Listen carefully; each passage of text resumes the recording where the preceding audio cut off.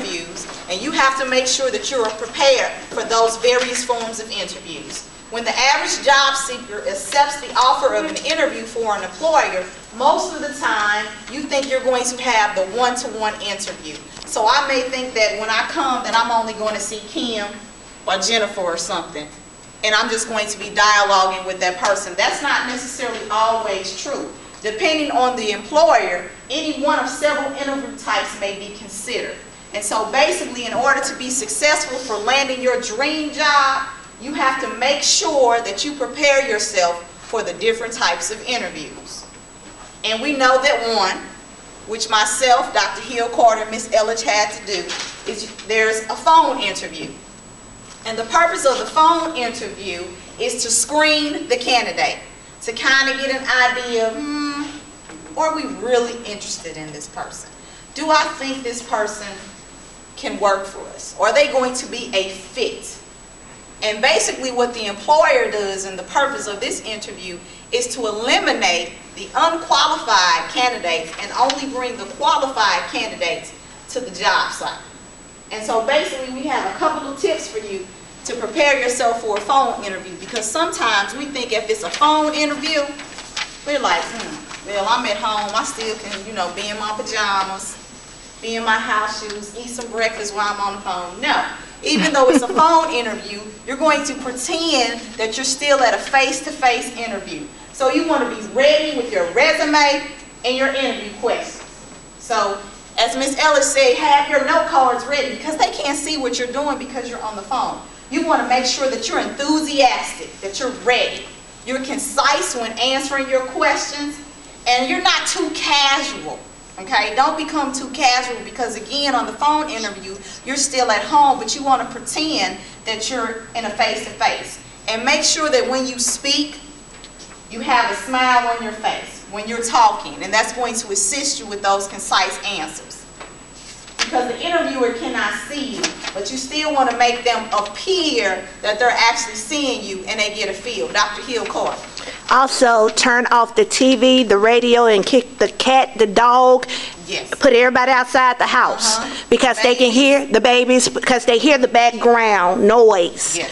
And they say, oh, you have a lovely dog, and so now you have to talk about your dog. That happened to me, because Mr. wouldn't shut up. Okay. You don't want Mr. barking in the background. Exactly. Because the interview is not for Mr. So now you have to explain why you hear the dog. That's a good point. Or kids, or... Yes. Now we move to the one-on-one interview. The one-on-one interview is the most traditional type of interview.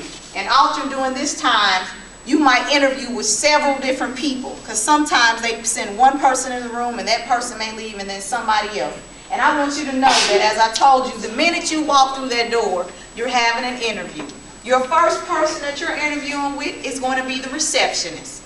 And you might not look at it like that, but that person is scanning you and screening you already. So you want to make sure that you're thorough and that you're knowledgeable. And the first rule of thumb, when you have a face-to-face, even if it's a telephone interview, you need to arrive early. At least, at a minimum, at least 15 minutes. At least. You don't want to arrive there too early, because then they might say this person is overzealous. We don't really want this person. That'd be me. 15, 30 minutes. Don't go an hour early. 15 to 30.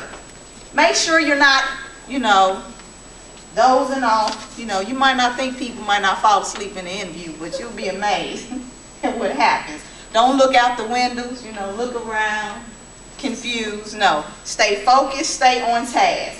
Maintain eye contact. Make sure that you're looking at the person while the person is talking to you, and keep the conversation focused on key strengths and skills, as Dr. Hill Carter said. Whatever the topic of discussion is, that's what you want to talk about.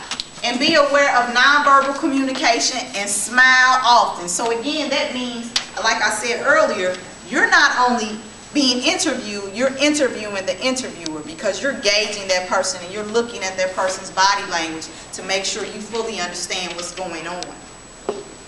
The next type of interview, before, Ms. Ellich. Sorry.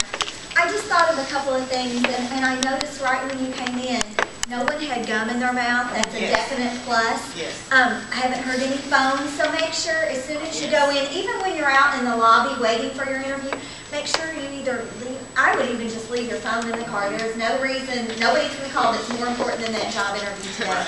And make sure, I know how casual things have become, don't take in your Rose Cup, even to like the lobby. Just leave everything in the car.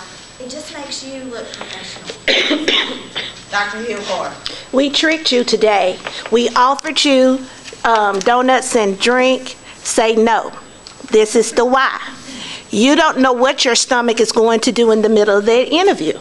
You don't know how long the interview process is going to go. So if you drink the liquids, you're going to have to say in the middle of the interview, I am so sorry, but may I go to the restroom, please? That's a no-no. That is a no-no. Top no-no. The panel interview, you're going to be interviewing with 2 or more representatives from the company. And most of the time, this type of interview intimidates a lot of candidates because normally we feel more comfortable if we're working with one person. But when we have several, we're like, Do they tell you what kind of interview, or is it kind of just a surprise? Sometimes they tell you, sometimes they don't. It depends on the school system or the organization. Go ahead, Dr. Hillhart. But you also have to ask how many people I will be interviewing with, because I would like to get packets together for everyone that I will be interviewing with. And that gives you an insight on how many people. And I will talk later on how to develop your packets. Very good. So basically, with this type of interview, you want to make sure that you're not just focused in on one person, because with this interview, all the representatives are going to take turns asking you a series of questions. So you want to make sure that when you're talking, you kind of look at everybody, even though Ken may have